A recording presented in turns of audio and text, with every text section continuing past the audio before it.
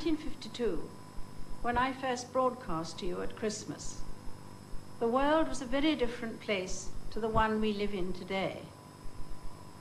Only 7 years had passed since the end of one of the most destructive wars in the history of mankind. Even the end of hostilities didn't bring the true peace for which so many had fought and died. What became known as the Cold War sustained an atmosphere of suspicion, anxiety, and fear for many years. Then, quite suddenly, everything began to change, and the changes have happened with bewildering speed. In 1989, the Berlin Wall came down. Since then, the rest of the world has watched fascinated as oppressive regimes have crumbled under popular pressure. One by one, these liberated peoples have taken the first hesitant and sometimes painful steps towards open and democratic societies. Naturally, we welcome this, and it may be that we can help them achieve their aims. But in doing that, we need to remind ourselves of the essential elements which form the bedrock of our own free way of life, so highly valued and so easily taken for granted. This can be an opportunity to reflect on our good fortune and on whether we have anything to offer by way of example to those who have recently broken free of dictatorship. We who claim to be of the free world should examine what we really mean by freedom and how we can help to ensure that once in place, it is there to stay. There are all sorts of elements to a free society, but I believe that among the most important is the willingness of ordinary men and women to play a part in the life of their community, rather than confining themselves to their own narrow interests.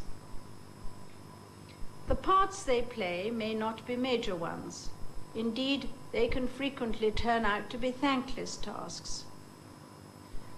The wonder is, though, that there are so many who are prepared to devote much of their lives for no reward to the service of their fellow men and women.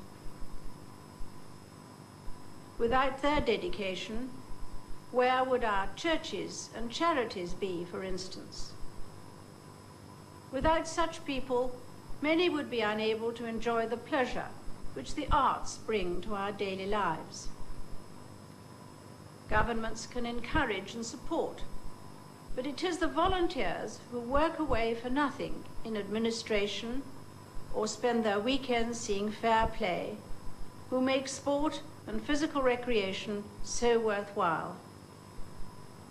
I am constantly amazed by the generosity of donors and subscribers, great and small, who give so willingly and often towards the enjoyment of others. Without them, these voluntary organizations simply would not exist. The peoples of the former Soviet Union and Eastern Europe have broken the mold of autocracy.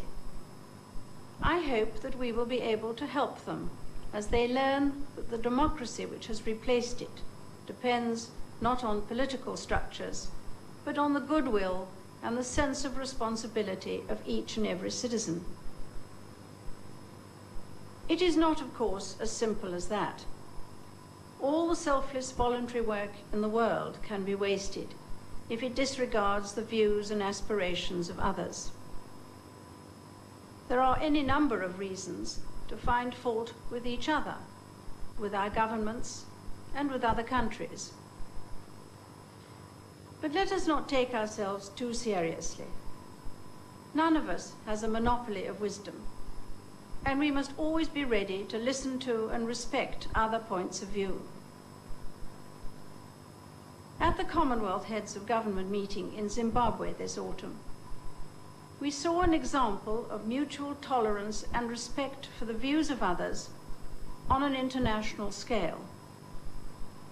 Leaders of 50 nations came together to discuss the future.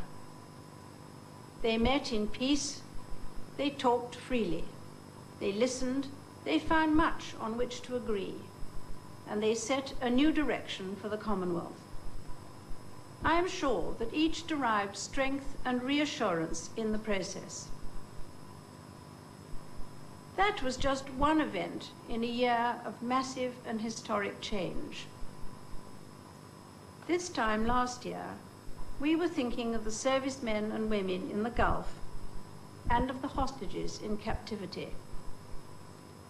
Our prayers for their safe homecoming have largely been answered.